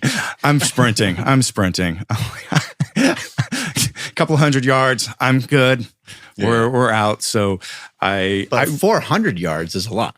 400 it's brutal. And that's actually, that's what I'm hoping to train for. My time is nowhere close to what I would like it to be at this point in time. But I try to get out and do sprints once or twice a week. I've got a hill by my house, and I just go, it's 150 yards. I do some sprints, do a couple 75-yard starters. And actually, the Barefoot Sprinter came recently, and I ran him on the hill. I ran over him. He didn't post that one. He posted the other one. Coming out of the bushes. He's like, "Oh shit!" He's like, "I wasn't expecting that." Yeah. It was the one before that. Yeah, I did one before that, and I literally we had to. He's running backwards. I'm not trying to brag. I'm not that fast. I'm not that fast. I'm not very fast. Yeah. So, but I was faster than he thought I would be. It was pretty funny. Yeah. But do you think you need to do anything in particular to, because you want to improve your time, right? I do. And what are some things that you think you'll need to do in order to get there? I haven't really thought about it too much because I just go out and do it. And as long as I'm getting better, I just keep doing what I'm doing, which is pretty minimal. Why go super aggressive until I quit making improvements? Yeah. I've learned enough to at this point, it's a process. It takes time. And I know that sounds cliche. It's a process. No, I agree. When you're new at something, any dosage is going to be a lot. Yeah. Right? Yeah. When I started doing it, I had a hamstring kind of tighten up the first, couple weeks in, and I took it easy, quit doing it for a few weeks, eased back into it. I'm like, I'm just keeping it really simple. And then when I quit making progress, I'll put some more into it. David Weck did come up and show me a few things. That was fun. And yeah, I was faster with his pulsars and faster with his vest going up a hill. I think it was less so on flat space for me, but I'm 240 pounds going up a 7 to 10 degree grade. Pretty impressive that I can put on a 12-pound vest and actually be faster. Yeah, we're going sideways on the hill, I think. The hill is great. Hill running is awesome. What do you feel you felt when you had the vest and the pulsers on? What did it help you tap into? I don't know. I don't think I'm that intuitive with the vest. Yeah. The pulsers I can feel, and I can feel it without. Like when I'm on that hill and I'm going, as soon as I open up my hands and I'm just like, boom, boom, even without the pulsers, like every swing, I can just feel my whole body just go, boom. Yeah. Like just move forward. That's it. Yeah. And that's why when Dave, I've been talking to him for years, but he texted me. He's like, "Oh, I saw this. You got to come up." And I was like, "Oh yeah," because I'd already I was feeling that just doing the sprints. I'm like, "Come up, show me some more." So we saw a few things with my foot position. So he wants my feet more under me. So he didn't have me doing like moving my head around so much as like keeping one of my feet was going out to the side, which you can probably see in this. It's video. hard, Yeah. all those years of squatting and externally rotating the knees. So your knees are, like if you watch, a high-level sprinter, which is, hard for anybody to do. You watch like Olympic level sprinters, they're the best of the best, but their knees come way in. Yeah. As they're in acceleration, their knees come flying way in, all the way to the point where it's like across the midline of their body, which you wouldn't even really think. Yeah. Yeah, Cal Dietz, I don't know if it went up. I just posted a video on his standing hip drill, but he's using the different phases of the drive, the push, the pull. I'm not sure exactly if I got the terminology right with a band across your hip. On that post, I've used that with my kids. They're both really fast, unlike me. And that's really interesting. But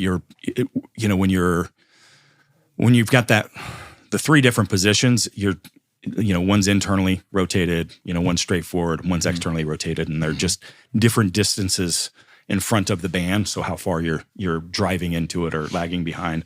Pretty interesting drill. I can feel that one as well. But yeah, the pulsers really kind of bring that out. So I like to use those during my warm-ups, and then I do one hill sprint without them because I have a timer in my hand and I haven't got the time to set anything up. So I'm like, I set that down and I have the timer in my hand.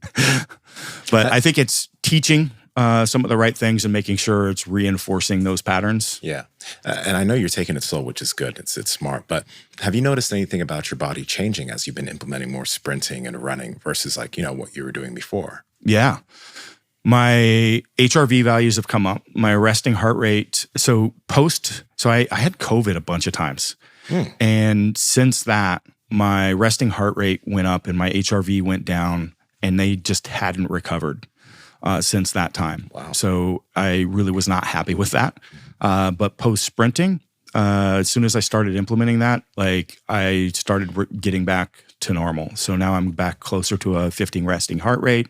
My HRV has been climbing back up. Nice. So I've been really, really pleased with that. Yeah. I'm sure there's probably some fans and some people listening where they're like, they're not going to talk about powerlifting. So I think we should just touch upon it at least a little bit. Let's just take the example of the squat. How'd you end up becoming so proficient at the squat? What were some key pillars? What were some key things that you did over the course of 10, 12 years to get that? What'd you do? Like a 9-something squat at like 220? Yeah. 880. My best competition was 881 at 220, which was the heaviest 4 times body weight total at the time. In training, I did a lot more because I was cutting too much weight. But I was training in the mid 900s when I was competing. And then when I quit competing, I started using significantly less gear. Surprisingly, that when I hit the 1,000 squat and deadlift, I was using way like a tenth of what I was using during those periods. But I was only doing one lift at a time, during those seasons. So it allowed me to be able to do that and still continue to improve my performance. Now I'm just down to HRT and peptides. And to get to that 881 squat, what were some things that you did and went through in your training? Yeah. Technique was, for me, like a big big driver. I was stuck around a mid 700 squat for a number of years, and I started implementing these principles that I learned from the Prague School of Medicine, dynamic neuromuscular stabilization. And so at that time, a lot of the methodology or approach was to push your hips way back and to arch way up. And essentially I started doing the opposite of that. So I started stacking my rib cage over the top of my pelvis and breathing out and expanding 360 degrees around and sitting between my hips. And at the time, everybody said I was crazy because nobody was doing that. And can I ask you a quick question? Yeah. Was nobody doing that because of the nature of the suit?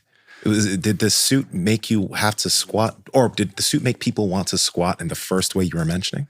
I think the suit did accentuate that, but I think it was just the mode of operation. It was, hey, if you're caving or, if you're rolling over and, losing position, like arch harder. So it was all about like stiffening those erectors, arching up, and then pushing that butt back. Not to interrupt, but that's a super lift right there. That is a super lift, yes. And so that's when the paradigm started changing for me, is doing that. And the big thing was I was able to recover better. My back just wasn't beat up, like everything, like I just wasn't hurting as bad, and I would be able to train more and more. And that's when I started getting those results. And you can see that was perfect. That stacked position. Yep. Yeah, you actually kind of missed it on the first one, but you nailed it right there. The 881 squat you did was just in knee wraps, right? Yes. Yeah. Is that the? That's this one right here. Yeah. Okay. 400 kilos. I remember I had a big jump after that one. That's Sean Doyle behind there. He was at Big Dogs a number of years. Oh, he almost beat Malenchev. He lifted with you, right? Yeah. Yep. And that guy, what he was deadlifting like 900 something pounds, wasn't he? Yep. Jesus. He's never been like. It takes him about 2 years to reply to a text message, and he's on social media. But trust me, it's not him. If you can even find a post, but it's like a training partner or something. He's a recluse. I love him. Here's a 400 kilo squat that we're watching from Chris Duffin here. So you can see that my torso position, just nothing moves. Like I'm just staying right over the top of those hips. Yeah. And boom. And I don't think there's any question around the depth on that one. So that was nice. That's Rudy there. Pure joy. Yeah. And then So yeah, it was implementing, and that ended up becoming kind of a paradigm shift in the industry. So this is, for me, just the sequence of how I did those things, which was, making sure that I've got that locked in. Because if you do that first, you're going to, create some rigidity in that torso. And then I would root into the floor, really activate those glutes, and then I would draw the bar down to create the stabilization of the lat last. Because if you draw that first, it's going to throw you into extension. Mm-hmm. And just putting everything, taking out all those energy leaks so that all the power would just be in the squatting, like just super, super efficient. And yeah, that was for me a big. How did you? So I ended up putting like 120 pounds on my squat in the next year, and I really didn't get any stronger. Like it was just more efficient. I was able to just like push all that power, and was a lot of the driver to some of the thought processes is around the equipment and things as well. Because changing, this is the animal cage. I did a 900-pound squat. 600-pound row, 885 pull, all under 5 minutes. Yeah, I should have repped the 885. I didn't know what I was thinking about there. I actually tore my quad 4 weeks before. Couldn't even lift up my, couldn't do a body weight squat. And then I healed myself up with some peptides. And then, because I suck at bench, shit. I figured I'd row. And then here's the 885 pull to get 2,400 pounds, and it was just stupid easy. I don't know I should have just repped that. God damn. The other thing I did was, that's a lot fatter. Look at all that fucking face. Look at that face, baby. That's got to be fun having that many people watch you. Yeah. That was a huge. There's Grant Higa on the side there. Watch those yeah. feet, though. Watch It's those always feet in grab that ground. It was like, oh, but they're flat, but they're not. They're active. Like, When you were saying you were able to, start to incorporate this form, what type of weights did you start with to bring that form alive? well, that's the thing. You can't practice technique without challenging the system and seeing where your faults are. Like, everybody wants to just chase perfection sometimes, and they lose the sight. Like, you don't know what you're not doing. It's the same thing as we were talking about with the 6 Ps. Like, you gotta be pushing the edges to know where to get better at. You can't perfect your squat without pushing the limits of your load. And you can't push the limits of your load if you don't take out all the energy leaks and perfect your squat. Like, you don't fucking get there by like creating perfect technique with a bar or a broom. And you don't get there by throwing everything out the window going, it's just fucking guts and glory and it don't matter what it looked like. Like, neither of those is going to, like, you chase these two things and you find a beautiful thing in the middle. I call it the balance through the extremes approach. So Could you, because for me personally, I could feel what was right and I could feel what was wrong very, very distinctly.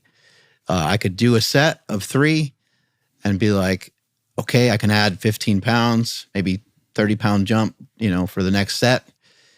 But that's probably going to be about it. I would do the next set and I would be like, all 3 of those reps still felt clean, but I should stay here because the next time I go up, my form's going to break down. Yeah. Did you was that a little bit your experience as well? So this time, like I was talking about the velocity, I was managing all of my training with the velocity. So I would know, even on the warm-ups, I would know exactly what I could train with that day. I could, down to like 2 pounds, I could know what my max was by measuring the velocity. I had that mapped. And then, I use that as my objective guide, very science-based approach. The mad but scientist, there you go. The numbers are wrong. The numbers are bad. The numbers are bad. But if you didn't put in the effort, that's the thing though. Like, if you don't try, like, I think about it as effort-based training. Like, if you don't try, it like just trying harder, if we simplify it, so yeah, I just like putting those numbers to it so I could see exactly where I was and take an objective look, because I'm known to be a very ego-based lifter. And I needed to do that to actually control myself, because I would go, before that, I had a propensity to injure myself, to push too hard, even though I would know it. I'd walk away. The joke with the coaching team was like, Chris just, did a 5 rep, bleeding out the nose, fell down, was wobbling around, barely finished. And he's like, RPE 7. That was easy. I couldn't use that object with myself. Like, I just remember that bar flying at your gym from all that weight sliding off the one side. oh yeah, that's a good one. And like, luckily no one died, but that was insanity. That was Doyle in that one too. Yeah. I reposted that one recently. That's one of my most watched videos, just happens to be that epic bar failure. It's kind of terrifying. It's hilarious though. Like, you think it's all done and then it's just like more. So are you going to do more of these corporate seminar type things that you've been doing? I'm not sure. I mean, I do them intermittently. So last year I did one. It was kind of fun because I took my kids with me. It was at Washington, D.C., and I did it at the Naval Museum right there on the main street in D.C., and I had the Washington, D.C. Police and Fire Department that I was giving it to, dealing in response to PTSD from the January 6th. So that was really cool, like giving that there and having my kids there. And then we went and had private tours of the Capitol and the White House, and that was just like, it was pretty freaking cool. Mm-hmm. And that, like, a person given the tour had to run away because somebody went and pulled one of the it was on the news all over afterwards. Like, one of the House representatives pulled the fire extinguisher because they were going into session and the government was going to shut down. That. Oh, yeah. you were there. Yeah, our guide because we were getting the private behind the scenes tour. And then, whoever was the Speaker of the House, like we were in his room while he was like getting fired, like on his deck. I've got pictures of my family out on the deck. And then the next day we're like, oh, that's what was happening. Okay. That's great. That's great. Wow. Oh gosh. Oh yeah, here's the. Oh here's my the clip. gosh. I don't think I've seen this. It goes yeah. from really bad to really worse. Yeah, I don't even remember exactly what happened. I just remember the bar goes flying. Like miscue on how many reps, maybe? Yes. Okay. I was supposed to do 2 and he brought the rack in. I got caught on one side. And then wait. But wait. Whoa. Fuck, dude. How did no one got hurt? He walks Did you away get all hurt? pissed off. I did. Yeah. Fuck. Oh god. Shit, man. So basically, you got 120 pounds stronger on your squat from knowledge, Yes. from just learning more. Because you learned about Yeah. bracing the core, you learned about your form and technique, and Yep. being patient and dialing it in. Yep. That was it. That's amazing. Yeah. Thank you for education. Thank you for coming in. I appreciate it. No, thanks for having me, man. It's been too long. You're a good I think friend. is this Appreciate the it. fourth time? I think so. Wow. 2 since I've been around. I got a frequent flyer yeah. discount. Yeah. Yeah. Thank you so much. Where can people find you? It's pretty easy. You type in Chris Duffin. It's like muffin. Duffin on a muffin. A D instead of an M. You put that in your social media browser. I will pop up. Or you type it in the internet and it's chrisduffin.com. I will pop up. So go to the Start Here tab on my webpage and you will see the link to the free community. So go check that out. Just tons of educational resources. We're doing beta testing on the app right now, and you can go check that out on Lift Lab is the app. It's the absolute best. It's the pinnacle of technology today's interface with next generation training science. Doing some podcasts on those topics and peptides as well. So physiological amplification. It's on my YouTube. But again, everything you can find, chrisduffin.com. And always check out Barefoot Boots, barefoot shoes for the absolute best for the health and strength of your feet. Strength is never a weakness. Weakness is never strength. Catch you guys later. Bye. That was great. That was good.